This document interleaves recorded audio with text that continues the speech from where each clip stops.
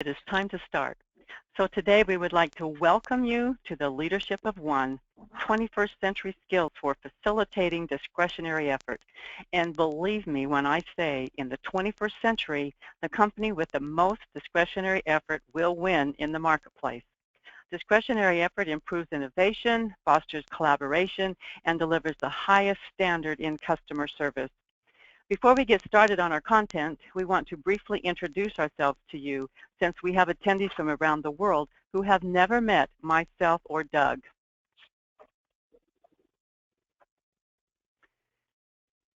My name is Karla Brandau, and I founded my own company in 1986 for the express purpose of helping companies build strong teams and be more productive and efficient in every aspect of their business. You can read more about me at www.karlabrandau.com or find me on LinkedIn. That's Karla with a K. I am based in Atlanta, Georgia, with excellent flights to anywhere in the world if you want to fly Delta. Doug? Thanks, Karla, and welcome everybody. My name is Douglas Ross. I have spent my entire professional life working to transform people and organizations. My passion is integrity in people, systems, and companies. I am located in Toronto, a little place just north of the United States of America with lots of wilderness and snow. Delta flies here, so does Air Canada. If you look closely at the slide on your screen, you will see the subhead of our book is 5 Leadership Levels to Create a Culture of Extraordinary Employee Contribution and Competitive Advantage. We believe that as you build a culture of employee contribution, you will gain a competitive advantage in the marketplace, and we could all use that. Now, as I said before we started, be sure you've downloaded the handout so you can follow along and fill in the blanks. And it's right there on your GoToWebinar console. Also, make sure you find the questions window so you can ask questions. We invite you to join the 21st Century Worldwide Discretionary Effort Leadership Initiative. If you do, you will become the leader people choose to follow, not the leader people have to follow because of your position in an org chart. Can you dig deep into the recesses of your mind and think of a time during your work life when you had a manager that you would have done almost anything for? Stay late, come in early, work on Saturday, fall on the sword for, so to speak. If you identify the qualities that leader possess, you may come up with empathetic, willing to correct your human errors, because we all make them, honest and ethical, a good listener, able to give clear instructions, and the list could go on and on. What I'll bet did not come to your mind when you think of a leader you admire is dictatorial, over-controlling, or judgmental. If any of the positive words mentioned came to mind, you have identified some of the qualities it takes to be a 21st century leader. Doug and I want to help you understand the environment of the 21st century leadership so you can become an exceptional leader, a leader that people choose to follow. So the question is, what is a 21st century leader? And more importantly, how do I become that leader?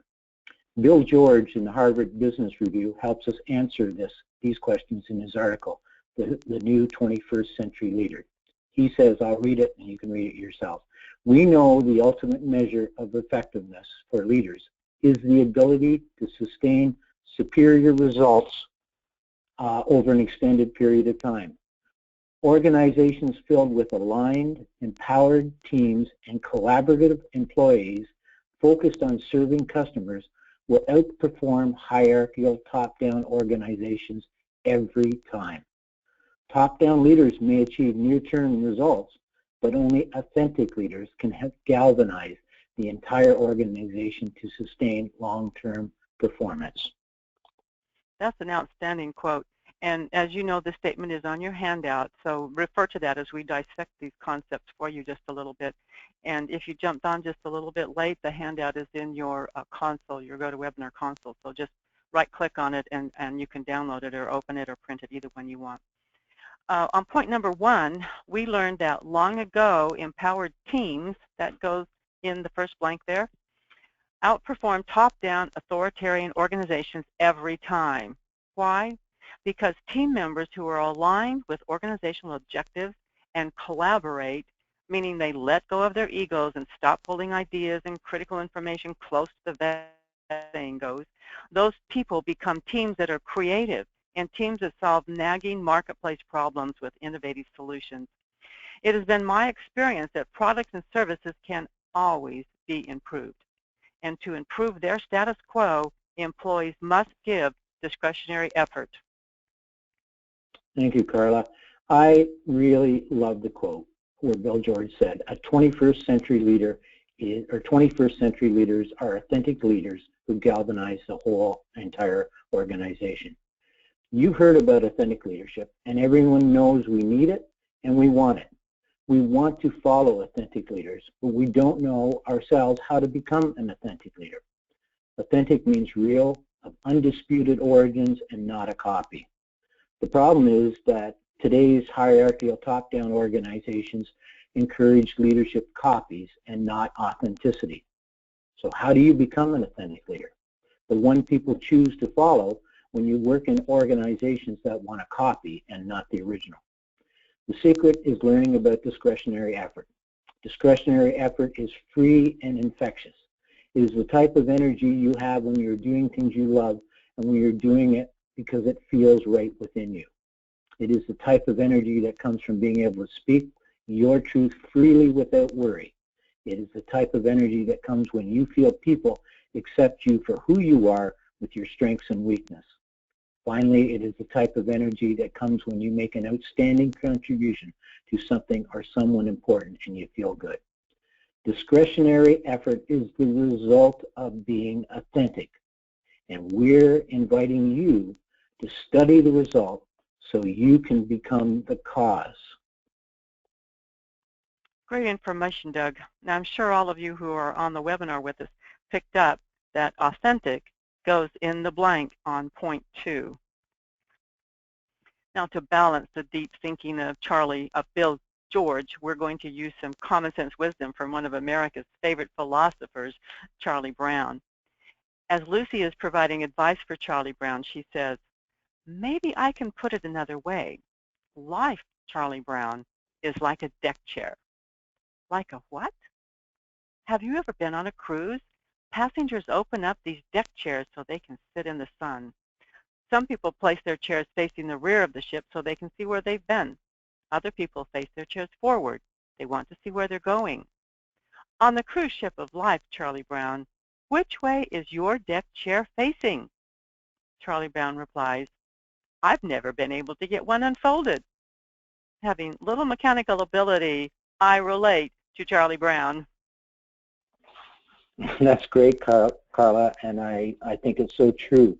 Every one of us is on the cruise ship of life, and every one of us is struggling in our own way to get the decks chairs open. Actually, this is a really good real-world analogy. Every one of us wants to work in an organization that's going to new and exotic places, like your cruise ship. Everyone wants an organization that looks and acts like a cruise ship. And of course, everyone wants customers who act like they're taking a cruise with you. We want to add value. We want to go somewhere special. We want our organizations to look good.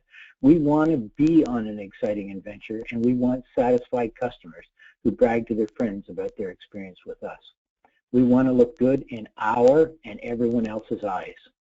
Unfortunately, in the real world, we are entering the 21st century is not just about appearances. Looking good isn't good enough anymore. You need to be good. Being good is authentic. Look at this beautiful picture of the ship. Who wouldn't want to be on this ship, in this company? And more importantly, who wouldn't want to have the customer experience?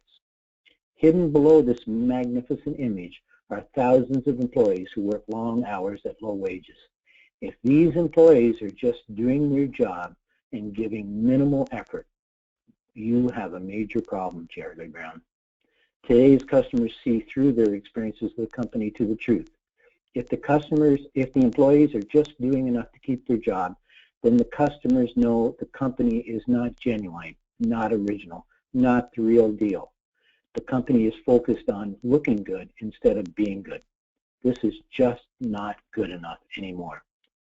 Discretionary effort is about doing more with less. It's about adding value and enjoying your passion at work. It's about looking and being good. Discretionary effort is not new. We use it all the time. We just don't always apply it at work because we don't think we can. Discretionary effort is about sitting at the front of the cruise ship during off hours because you've been invited there by the customers. Discretionary effort is not employees huddled on the back of the cruise ship talking about problems and concerns and wondering why things aren't working well. On your handout, we have a very important question for you. Where do your employees place their deck chairs? On the bow of the ship, the stern, or do they spend most of their time in their cabins? We can help your company get your employees actively engaged, not passively sitting at the back of the cruise ship in their deck chairs, resting on their laurels about past accomplishments, but not worried one whit about what the future holds. Not that employees won't use the deck chairs, because they will. Employees need breaks, and they will have time to use the deck chairs when their shift ends. Plus, it is important for them to have somewhere to sit if a customer asks them a question. It is critical that your employees enjoy the cruise as much as your customers, so they give exceptional customer service that makes your customers want to sign up for another cruise. Doug, along with this analogy to the cruise ship and deck chairs, you told me a story about a manager that used a furnace as an illustration. I'm sure that furnace didn't look as cute as this little guy, but can you share that experience with us? I can promise you, Karla, the furnace didn't look that cute. I was the manager of HR in a heating and air conditioning company, and I had a director of operations who ran the ship. I wanted to sit in the front of the ship, but this director wouldn't let me. I think he believed HR was a below-the-deck group. One day I asked him how I could really help him in the area of training. He told me he would show me how training should be done. Sure enough, a week later he called me and my entire staff into a room for 2-hour training sessions. At the front of the room, he had 3 different furnaces with no brand logos on them. He stood up and said, "I want to show you something about our business." He then asked 3 of his employees to remove the covers of all the furnaces to reveal what is inside of them. He asked us to inspect the furnaces, and we all got up and gathered around that. After we were done, he asked what the difference was in the 3 products. It was really obvious there was no significant difference in design and parts. He then asked his employees to get up again and asked them to take a few of the component parts out and put them on the table so we could inspect them, and we did. By this time, we knew enough that which one of the furnaces was ours. And then at that point, the director explained that the other furnaces were who their competitors were. He then asked me to explain the price point of each furnace. We were by far the most expensive in the marketplace, followed by a medium price point and a low-end furnace. He then asked me to explain, by just looking at the parts, why we were charging more. I couldn't answer the question, as all 3 furnaces were essentially the same. It was immediately obvious to me that we had no good reason to charge more. He then said, the customers will find this out very quickly. They will find out they can get the same type of service at a lower cost, and we'll be in trouble. I asked him what we needed to do. Do we need to reduce cost, better marketing? He smiled at me. He said, our only competitive difference is our people and their energy. We need every one of them to come to work each day and add value. We need them to find 1,000 different ways to reduce cost, improve the throughput, and improve our quality. And we need authenticity in our leaders so the employees want to work here, add value, and do the things that we're asking them. This man had defined discretionary effort in my mind for the first time, and the role of leadership. He was and is a leader I choose to follow to this day. Thank you, Doug. The statement that you have 1,000 people looking for ways to reduce cost is an incredible concept, and I think we can all understand how that would improve the value of every company. Now, to help you become the leader people choose to follow, Doug and I are starting a 21st Century Leadership Coaching and Mentoring program beginning in January. This is a 4-month program delivered in webinars, group and individual coaching sessions, plus email and phone access to me and to Doug. You can learn more by going to www.discretionaryeffortleadership.com/the leadership of one. And as a thank you for attending the webinar today, you will get a 20% discount. When you register, just enter the code DEMO216. We also offer on-site training, so if you're interested in that, you can download the Discretionary Effort promo and the description of modules for companies in the same block where you downloaded the handout. So the question now is, why is this training program important to you? Why is the leadership of one important? First of all, in our world, engagement has run its course. It's taught us a lot, but there is a new adventure out there for all of us. Engagement as a major strategy has made its mark, but all the literature is pointing out it just doesn't work the way people envisioned. In fact, it is becoming an entitlement, as expected. It is then losing its effectiveness and in some cases even decreasing productivity. Now, if you see this happening in organizations, the next step for you is to build on what you have by adding in the dimension of discretionary effort. It is your catalyst. Before we go to bullet number 2, make sure you filled in the blanks on page 1 of the handout under the subhead Engagement and Discretionary Effort. The first blank is engagement techniques are becoming an entitlement. And number 4, discretionary effort leadership is the key to 21st century leadership. Doug and I really believe that. And now for point 2, one fact that research validates is that people do not leave their company because they don't like their work. They leave because they can't get along with their immediate supervisor. And when your good people leave, they walk out the door with the thousands of dollars you spent hiring and training them.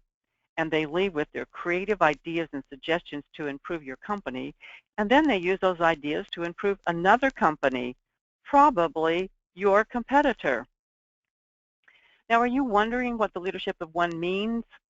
However, the most important question for you to ask is, who is the one? This phrase comes from an experience Doug had several years ago, and I've asked him to share the interaction he had with a manager and the management team he was supporting. This comes from a statement a senior director from the national corporate office came, and he ended up asking us this key question, or stating this: you have only one person to lead.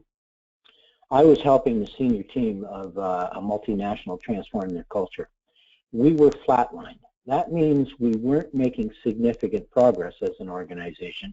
Neither were we falling behind. We were profitable, but we were cruising. At the end of the meeting with the senior director, he asked each one of us, each of the senior team, what we thought was the #1 problem in our organization. Each one of the leaders got up and gave their answer. At the end, he thanked everyone. Then he paused, and he added this statement. He said, "We have a leadership problem." And that's all he said. And he left the room with nothing more. Everybody in the room was stunned. What happened next confirmed his conclusion, but the team couldn't see it. The silos in the organization got together to discuss the statement internally among themselves. I was able to attend these meetings. I asked these people what the leader really meant by this question or statement. Each one of them said it was his way to get the team ready for one of them being fired. Because of that, each one of them was putting together their jumping into survival mode, protecting their own kingdoms, and building allies to help each other. This time, I was stunned. In the next meeting, he asked everyone individually what they thought about and did with the conclusion about the leadership problem. Dutifully, each of the leaders got up and explained what they were doing within their organization to be better. Again, when it was all over, he thanked them nicely. He then said again, that the company was flatlined. We were profitable, but we're not making significant growth. He said, this is our leadership problem. Things have changed in our business, he went on. If we can't adapt, we will not survive. If we keep doing the same thing we're doing, then we will get the same results. Guys, he said, you still don't understand. We have the problem. All of you justify and rationalize your positions, and you're waiting around to see who I'm going to fire. I'm not going to fire anyone. Firing is not the answer, because we'll get someone in here who will just do the same thing as we're all doing. Guys, he said, and when I say guys, there was female people on the team, so I'm just using that as a statement, the way I speak. We have a leadership problem. We are all in new territory. Each of us is in a different part of that territory. You are the one. You are the person. Each one of you must find your way through your territory.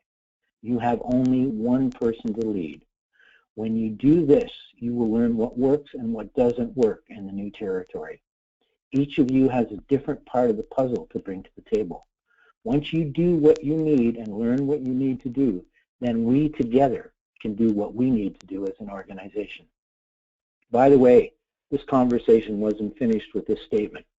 Over the next couple of weeks, the leader went on to talk to us about you only have one person to lead. We will have that discussion about what he talked about when you join us in the Leadership of One coaching sessions. That's a powerful concept and a powerful story, Doug. And if who are listening to us today, become the one and choose to go into that new territory that Doug talked about and lead yourself, you will become the leader people choose to follow, not the person they have to follow because of their place on the org chart. Now, when Doug and I started working on the concepts that emerged as discretionary effort leadership, we both realized that discretionary effort is a gift. Managers model discretionary effort by giving the gift of discretionary effort on a daily basis or by leading the one themselves. And by doing so, they earn the gift of discretionary effort from employees. So the gift goes both ways, because employees see and model or imitate what they observe, and there is a multiplier effect. Doug has some fascinating facts and figures about the multiplier effect. Tell us about the multiplier effect, Doug. You really like that word, don't you? I can hear it. Yes. The multiplier effect is exponential growth or decay. And the simplest way that we understand that is compound interest. It's an exponential growth strategy.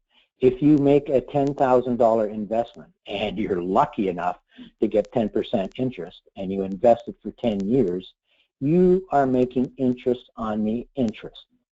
At the end of the 10-year period, your $10,000 becomes almost $26,000.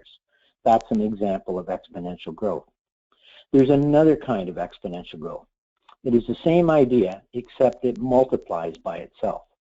Yankee Stadium is a good place to demonstrate exponential growth. Pretend you're at this game. You show up at 11 o'clock. It's a 1 p.m. game. Now, for now, imagine, just stay with me, that the stadium is waterproof and you're sitting at the very top row and you are chained to your seat. That should get your interest. Now, let's suppose we have an exponential water dropper that can release exponential drops of water on the pitcher's mound every second. In other words, this magic dropper drops one drop on the pitcher's mound. At 11 o'clock, in the first second, there's one drop of water on the pitching mound. On the second second, the multiplier effect works, and we have 2 drops of water on the mound. On the third second, there are 4 drops of water released onto the mound. On the fourth second, there's 8 drops of water released, and so on and so on. That's exponential growth. The big question, Karla, and everybody's thinking about is, how long will it take for the stadium to fill up with water? Remember, you're chained and it's waterproof. I would say a week. I'd probably get pretty hungry in a week, or maybe 10 days. That's just off the top of my head, my first guess. Well, I hate to hurt your feelings, but you're wrong. and you're significantly wrong. And but since this is imaginary, it's okay to be wrong. Actually, and it's this not is the first time, absolutely Doug. yeah. Actually, the stadium will be full by water by 11:48. So you have 48 minutes. Sorry, you have 48 minutes to respond once the first drop happens. That's amazing, Secondly, Doug. and this is for, yeah, it is amazing. And the second part of it is that at 11:43, you've been sitting up there, you're watching the water start to develop, and you see 5 feet of water. So you have now less than 5 minutes to get unshackled and out. That is the thing about exponential growth, or the multiplier effort. Now, it can be exponential growth or exponential delay. In the same way as discretionary effort in your organization can expand exponentially, so can negative forces gain a hold, and they can expand exponentially, in fact, destroying your organization. Knowing how fast that stadium would fill up using the principle of this exponential growth that you've explained, Doug, is quite frightening. But when you look on the positive side, you can see what can happen exponentially in your company in just a short amount of time as people start to give discretionary effort on a daily basis, and that's our goal. Now let's move into defining discretionary effort. Look on page 2 of your handout, and we'll fill in the blanks as we define discretionary effort. First, discretionary effort is optional. Employees make a conscious choice whether to give discretionary effort or not to give discretionary effort when they start work, if they're working remotely, or when they walk through your office doors. Now, this is amazing to me. They unconsciously ask themselves, how hard am I going to work today? When they answer that question, they have decided whether or not to give discretionary effort. The giving of discretionary effort is a free will choice that goes in point number 6. And it is the difference between the minimum acceptable and the maximum level of possible output the individual is capable of giving. And minimum and maximum go in point 7. Doug, you shared with me a time when you discovered discretionary effort when you were working as a security guard, and I think everyone would love that story. Can you tell them what happened to you? Yes, I can, and thank you. And this is about a very small thing in organizations, and I want to tell you about it. As a security guard, we were an organization of about 700 people, and I had a desk, and I was expected to greet the people in the morning. Well, not just greet, I was there at the desk to do different things, and I had to say hello. That's what I was told, I was trained to do. So I would work at what I needed to, and I would sort of say hello occasionally or not say hello. Most people walked right by me, so it was not an issue. One day, I got bored, and I decided I wanted to do something different.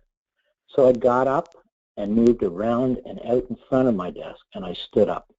Now, that was a simple act that I didn't even know what I was doing, but I was showing respect for people. And I was looking, then I began looking them straight in the eye, and I'd say, good morning. I wasn't trying to be positive or negative. I was just showing respect for people. As I started saying good morning to everybody, the strangest thing happened. I started feeling great. I can't explain it, but it was like something good was happening in me. I like people, and I like talking to them, and this was much better than sitting behind the desk. And of course, as I started feeling better and better about myself and what I was doing, they responded. And I only had a window of 1 or 2 seconds with most people as they entered the door, but many of them started saying, and how's your day, or I hope you have a good day, and we started this interchange that was going on. And I got to know the people, and each day I would be able to add one more part to them, and it was like we knew each other. It's really small. Remember, these are very important people doing very important jobs, and all I was doing is stepping up to bat and saying good morning and treating them with a little bit of respect, and that's all I was doing. The strangest thing happened after 3 weeks. The vice president of the company came down to my desk and said to me, I want to thank you. I had no idea what he was talking about. He then explained to me that many people in his organization We're talking about the simple act of way I greeted people inside the organization. And that guy took the time to thank me for my contribution to the organization. I was really impressed, and I was really happy because I thought I found some of the beginning signs of how to release discretionary effort, not only in myself, but to others inside the organization. That's an exceptional story about releasing discretionary effort. Now, if you're interested, you can read the entire story on LinkedIn because we wrote it up and entitled the post, Managers' Morning Greetings Make a Difference. And the link is on your handout. Doug and I were absolutely delighted when this article got over 7,000 views on the LinkedIn Pulse. So be sure you go read it and like us for it. So let's continue our discussion about how discretionary effort is manifest. And Doug told you how it's manifest in just saying good morning. But I'd like to add some other thoughts. First, discretionary effort is manifest in the attitude you exhibit, the words you speak, and the thoughts you share. One way to manifest discretionary effort is to come to work every day with a belief in the future and the confidence that you can increase market share, nudge stock prices up, and build a company culture where people can work on a daily basis and be fully engaged in their future, and thus the future of the company. I think discretionary effort manifests itself when team members unselfishly share innovative ideas and give credit to one another. Nobody likes to give out an idea and have someone else take credit for it, and you're not human if you haven't had that happen to you. And one time I worked with a woman who would not share any ideas unless the boss was around so she could look good in front of him. That trait certainly didn't help build a strong team. In fact, it weakened it. Doug, you have some thoughts on that? I do, and one is you're absolutely correct. And what it brings to mind is an earlier statement that you made, where sometimes you have to overcome your ego issues and be willing to give your creative ideas to the group, understanding that your original idea will be out of your hands, out of your control, and it will be formed and shaped into something entirely different that the whole team can buy into. Discretionary effort is a moment-by-moment choice to do what is right and to do it the right way. There's no magic, but the impact is exponential. If you as a leader value human dignity, then you treat others with human dignity.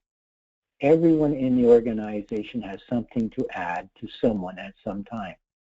You see everywhere in everyone, you see human dignity everywhere in everyone, and everyone sees it in you. It multiplies exponentially. If you don't see human dignity in everyone, then no one else sees it in you, and it decays exponentially. No one in your mind at that point has anything to add at any time except you. Now, that's an extreme statement, but it does apply in some cases. Very interesting, and that leads into the practice of discretionary effort, which is kind of similar to manifesting discretionary effort. But we have observed that the leadership of one and the practice of discretionary effort are intertwined. And to be the leader people choose to follow, you need to develop your emotional intelligence, which means that you understand how to control your emotions and work through conflict and solve problems through dialogue, not mediation. You need to see the light at the end of the tunnel. And I think this is a great statement because sometimes when I drive through tunnels, and, you know, like I've been in the Fort McHenry tunnel that runs under the Baltimore Harbor, well, I tend to get a little nervous, especially if some of the lights are out, making it kind of dim inside.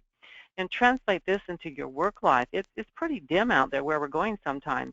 And you probably will never have a work day where everyone's thing goes as planned. You know, you made your to-do list and, wow, you did everything on it. You know, a day when nothing goes wrong, where stock prices go up, investors love you, customers double their orders, and your employees smile all day long. Well, if you haven't had a day like this, I can understand because they are mythical days. But if you as a leader have the maturity to power through problems and teach employees to look toward the light at the end of the tunnel, you will come out on top.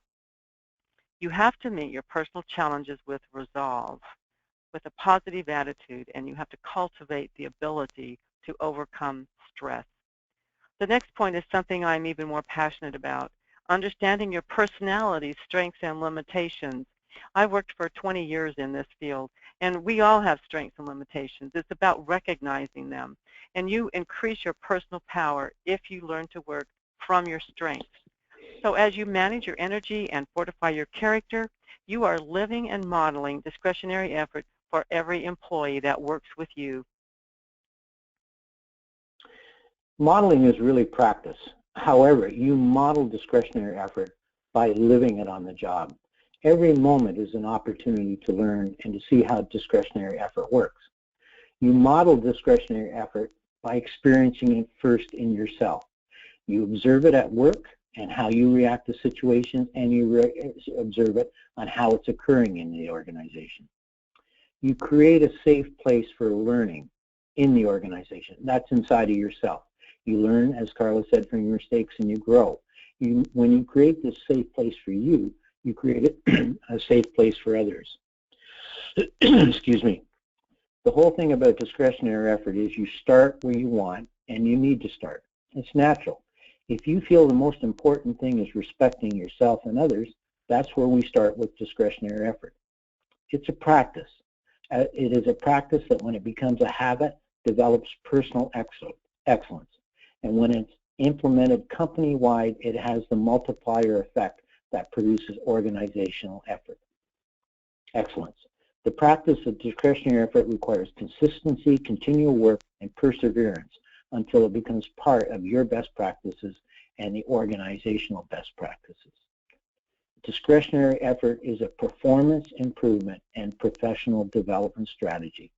When you experience it, you lead yourself. When you lead yourself, you model it. When others see you modeling it, they will imitate you. You become the leader they choose to follow. When they follow you, discretionary effort grows exponentially. And this picture that we chose actually speaks to me because I think it does represent your professional development. If you read the words there, there's competence, responsibility, accountability, knowledge, and all of these are 21st leadership qualities that we need to have. Now, the basis of the Leadership of One coaching comes from the discretionary effort leadership model that we introduced in our new book, Discretionary Effort Leadership. And as we take you as a manager and any potential managers that you want to register through the 5 leadership competencies, you will learn how to create an environment of integrity and trust, how to show concern for the well-being, security, and physical safety of each employee, how to accept employees as is and help them grow, get employees to emotionally commit and emotionally integrate into your company, and help employees to rationally or intellectually align with the values, mission, and goals of your company. The last level is the ability to encourage everyone to make authentic contributions to your organization on a daily basis. Now, internalizing and implementing these managerial competencies will bring your company economic sustainability. This is truly the leadership of one. So I want you to think about joining our worldwide discretionary effort leadership initiative. It all starts with you, and I'm asking you, what do you got to lose? If you are not achieving what you want to achieve, then give the program a try. Once you get the hang of it, you'll be able to assess the viability and impact of discretionary effort. So give us a call and let's talk. We're in this together. Our 21st Century Leadership Series begins in January. And as I previously mentioned, this is a 4-month coaching program delivered in webinars, group and individual coaching sessions, plus email and phone access to me and to Doug. You can learn more by going to www.discretionaryeffortleadership.com, the Leadership of One. Remember that you get a 20% discount, so just when you register, just add the code DEMO216. Doug, do you have any closing comments before we take questions? Yes, I have one. And it's the one thing that I think we have not emphasized enough. When you do what you love, everything is easier. If you have that experience, you know discretionary effort. You know the feelings you have inside, you know the actions that are required, and you experience the outcome. Most of us think we have to go somewhere else and do something different to be authentic and to feel good in our work. We have learned in our research you can do it right here, right now, in your own work situation. You don't have to go anywhere else. You learn discretionary effort on your current job. Once you learn it, You don't have to go anywhere else to be successful, but you can go somewhere else. It's your choice. You have only one person to lead. Thank you, Doug. And now for questions. So if you have a question, make sure you type it in the question box. And Doug, we do have one question that came in. The question is, what is the difference between the webinars and the coaching sessions? Let me address the webinars, and then you can address the coaching session, Doug.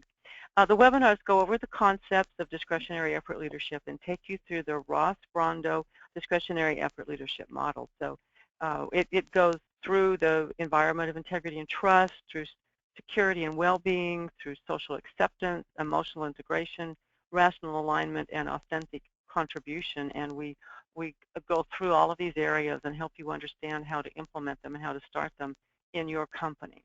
So Doug, can you tell them about the coaching session? Yeah, the coaching is where the rubber hits the road. It's where the theory becomes practice. That's the place I love to be in organizations. We have thousands of questions and thousands of situations that are different inside the organization. So the coaching is focused on the actual implementation and integration of the concept into your daily work. It's about creating a safe place where you can see what discretionary effort is and how it works. It's about having access to me and you, Karla, to talk about your observations, to learn your best practices. And it's also a place where we encourage, and we've actually set up a system where we can talk to other people who are looking at the same process. It is a place where it's very results oriented. It's very practical. We don't do things just because it's theory. We do things because it works. So we help you, we don't help you. You know the outcomes you have, but we're there with you when you start achieving the results that you want in your organization. It's very personal, it's very practical, it's very real, and it's exponential. Thank you. And I must tell you that I've been on some of these coaching sessions with Doug, and he is an expert at it. The next question that came in is, what was the answer for number 4 under engagement? And number 4 under engagement is, discretionary effort leadership is the key to 21st century leadership, goes in those blanks. So let's see, is there another question coming in? Oh, here's one that I think Doug would be really great at answering. It says, can you give me a little more insight into what 21st century leadership really is? What are the components of it? This person is asking. Well, I can give you a little insight, and the first insight is there's not very much out there that talks about 21st century. It's like we're all grappling to go a different direction, with the millennials coming into the workplace with a growing social awareness and social and economic awareness about how money and resources are being spent, about a dissatisfaction that people are not doing enough to help in areas where we're weak as a society. So there's not a lot written there. I think we have 2 articles, correct me if I'm wrong, Karla. One I pulled out of Forbes that gives you one aspect of what they think the 21st century leadership is about. And then there's another one from McKinsey and Corporation. They lay it out. The essence of all of it, what I'm hearing, is that it's a holistic approach. It's a person as a whole. No longer it's just about business. It's about your entire life. It's about all parts of your life and how they integrate at work. And that shows up where the millennials actually believe that they want to add value at life. They believe that work is an important part of their life, and they don't want to just go in there and work just so they can live. They want to do that. The second thing that I'm seeing is remaining calm and developing the ability to lead in areas of uncertainty and in unknown areas and in unknown territories. So I'm very much seeing that on a very practical level, where leaders are becoming calm in the face of crisis, and they're staying calm, and they're seeing opportunities in it. And that's a new thing. Instead of fighting everything, they're looking for the opportunity, and one of them might be synergy, pull the team together. It might be discovering some brilliant new strategy that has not been evident, but it's almost like the leaders are saying there's a new future here, a new possibility, and we can leverage it if we can all work together on it together. then we'll get it, just like my example from the director of the multinational. So not a lot out there, but you can read what you've got, and we think that discretionary effort is not yet understood as part of that. We see everyone starting to talk about discretionary effort, but we think that we're the first ones to be able to take it and put it into a system that we can look at. And that's why we ask you to join the initiative, because we want your input. We want to see how you see it on the job. We want to understand how you see it in your territory, because the more you see and the more you understand it, the more we can all get together and get a hold of what it's going to take to survive and to prosper and to have the organization that will win in the end. That's the best I can do for now. And Doug, those articles are on their handout. They can go to those links, so the link should be live too. We had one more question come in. It's a great question. It says, how can a leader fortify their character? I'm going to give you a couple of my thoughts, and then Doug can give us his thoughts on it. But to me, fortifying your character is something you do every single day. It means that you have integrity, which is the basis of our pyramid. And by the way, when we were working on this, we studied a lot of companies, and most of the companies that we studied had something about integrity and honesty and trust at the bottom of that pyramid. So, or a lot of them had pyramids too, not quite like our pyramid, but that was the basis of most of their values, missions, and vision statements that they make in their companies. But when you fortify that integrity, meaning that you do what you say you're going to do, and that you communicate to your employees in a way. In other words, you don't say one thing to them and then turn around and do the other thing without telling them. It doesn't mean that you're not human, that you don't make mistakes, but it means that you talk to them and you tell them about things that might have happened that go wrong. And another aspect of this is that you're fair to all of your employees. And I've done modules before on, is it fair, or is it equal? Do you treat everyone equally, or do you treat everyone fairly? And so there's a lot of questions that come up about that. But basically, basically it's following these principles in our pyramid, because after you make them feel secure around you and make them well-being, meaning that you're not going to jump on them for every little thing they do, and when they know that you have socially accepted them, or I like to use the term accepted them as is, then you start to build this relationship with them where they trust you and they trust what you say, and they know that you're not bug out from under them. Those are some of the thoughts that I have about fortifying your character. Doug, would you like to go ahead and answer that, or give your insight on that? That's perfect, and it fits in our coaching program. The person who influenced me the most is Tony Simons in his book, The Integrity Dividend, and what he said was that integrity is in the eye of the beholder, and that absolutely stunned me, and it's the basis of our coaching. It's not what we think our integrity is, it's what our employees or what our people around us think our integrity is. And when we do it that way, what you find in organizations is that often we rate our integrity high and our employees don't rate it high. But as soon as you walk down that path that Tony introduced me to, you start thinking about and asking and finding ways to increase your integrity in their eyes. And therefore, you start to fortify your character, because you really are looking at integrity from a different perspective, and you're looking at your character from a different perspective. That also fits in 21st century leadership, where you're seeing an opportunity in either conflict or something going wrong, because instead of shying away from it, you're stepping up to bat, you're recognizing what's going wrong, and you're fixing it, just the way that Karla talked about. So that's my contribution, and that's part of the leadership coaching program. Thank you. And Peter has made a little comment here that I think is important. It says, fortify your character also means allowing your vulnerability, if I can get that word out, and owning your own stuff, like mental and emotional, because we all have them, I mean, we're human and we're individuals, and you have to kind of own that. Do you have anything to add to that, Doug? No, Peter said it perfectly. Yeah, Peter said it perfectly. Perfect. Thank you. The last question, I think that's the last question.